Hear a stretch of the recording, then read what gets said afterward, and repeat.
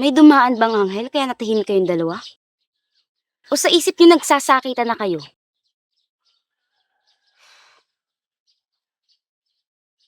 Nga pala, naisipan kong i-report na kayong dalawa sa barangay para makauwi na kayo sa inyo. Pwede bang wag muna?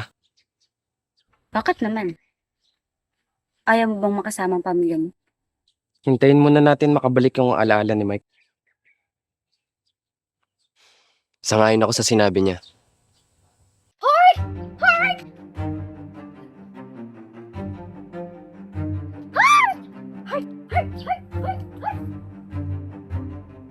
Pinaghahanap si Mike kasi sa